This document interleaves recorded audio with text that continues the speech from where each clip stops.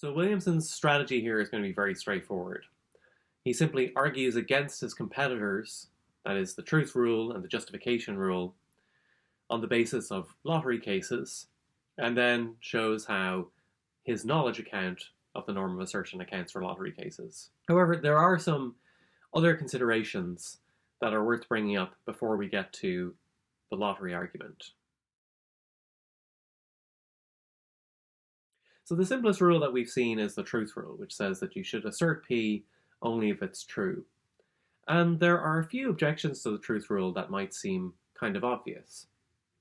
So for instance, it looks like, according to the truth rule, that if you simply assert true things, then you're doing fine from an assertion point of view. You're asserting correctly so long as what you're asserting is true. However, that thought looks dubious if you think about it, because if you assert something that happens to be true, but it was simply by guesswork and you didn't have sufficient evidence for it, in that kind of case, I think we want to say that you didn't assert properly, that there was something wrong with your assertion if you didn't have the evidence.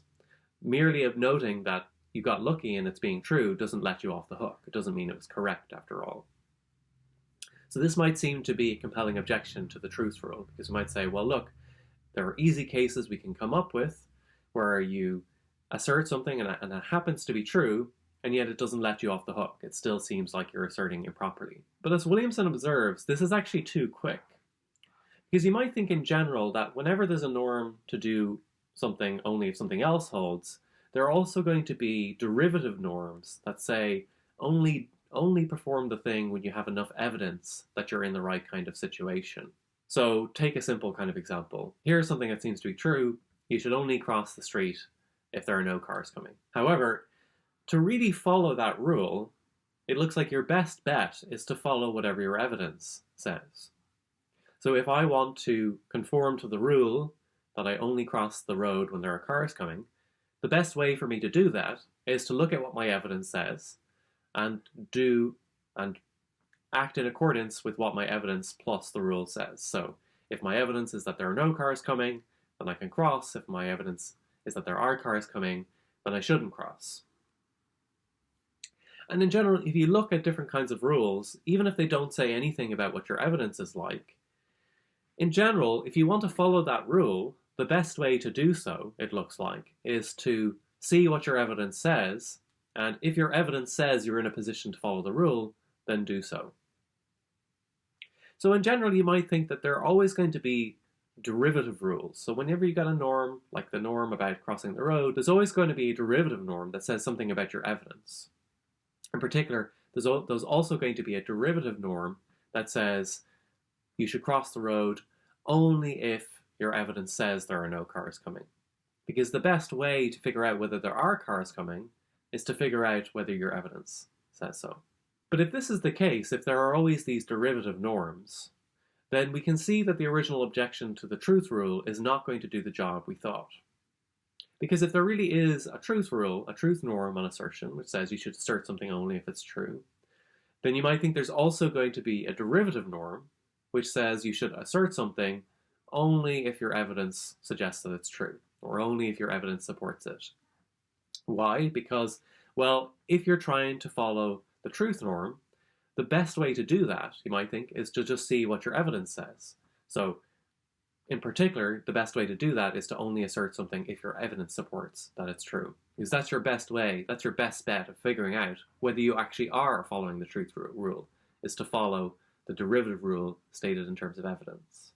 So that first objection doesn't really seem to hit the mark. You might have thought that truth was too weak because it doesn't capture this epistemic status that we seem to need in order to assert things. But there's a hope we can maybe explain that away by appealing to these derivative norms. A different kind of objection Williamson makes is that the truth norm doesn't seem unique to assertion. So in particular, it looks like there might be other speech acts that have a truth norm. So compare asserting on the one hand to either guessing or conjecturing. So guessing and conjecturing are very different from asserting. So for example, if I assert that your ticket is going to lose the lottery, I'm doing something quite different, you might think, from guessing that it's going to lose the lottery or conjecturing that it's going to lose the lottery. In some sense, the latter two are kind of weaker than asserting, you might think. But clearly, we do want to say that you should guess true things, or you should try to make your guesses true or to make your conjectures true.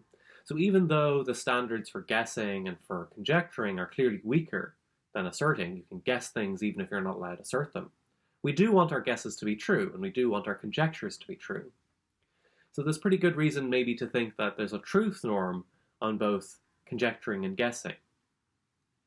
Now, Williamson's thought is that the norm on assertion is constitutive.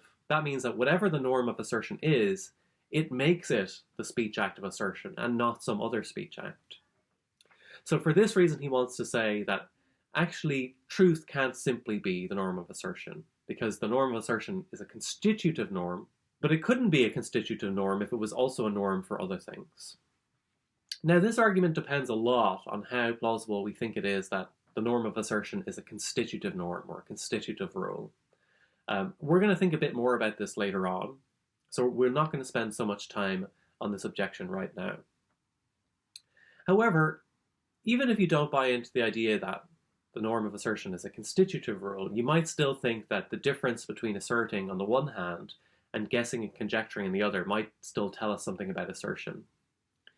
Because clearly we have one observation, which is that assertion seems in some sense stronger than guessing or conjecturing, but the truth rule does seem right for guessing and conjecturing, or it seems quite plausible. And given that we want assertion to be stronger, that's maybe good reason to think that the truth rule isn't going to cut it. So this isn't a knockdown argument by any stretch of the imagination, but it seems like a sort of important consideration. We might want the norm of assertion to distinguish assertion from things like conjecturing and guessing. This clearly won't happen, though, if truth is the norm of assertion. Okay, so those are two arguments that we've mentioned quickly. One, which says that the truth rule is simply too weak, and we've seen some reasons to set that aside.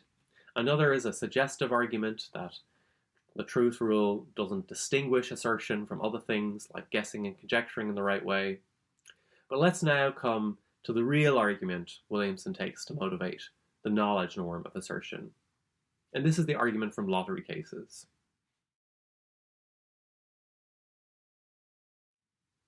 So let's just imagine, again, a familiar situation where we have a lottery with, say, 1,000 tickets. We've all bought tickets in the lottery, and the lottery is the results are about to be revealed in the next room. We don't know it yet, so maybe we can even imagine the lottery hasn't been drawn yet. Okay, so let's check in first on what are the epistemic facts about this situation. First of all, do you know that your ticket is going to lose? And we've said again and again, it looks like we want to say the answer is no. It is extremely probable that your ticket will lose. Maybe you know that it's extremely probable that it's going to lose.